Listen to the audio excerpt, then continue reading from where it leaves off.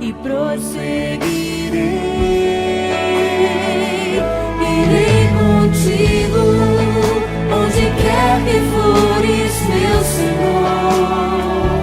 O teu chamado cumprirei na alegria ou na dor.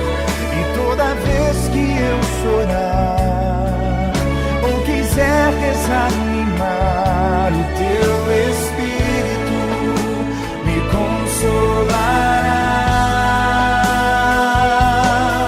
Se na fraqueza do meu ser que manifestas teu poder, eis-me aqui, dependo de ti, preciso de ti.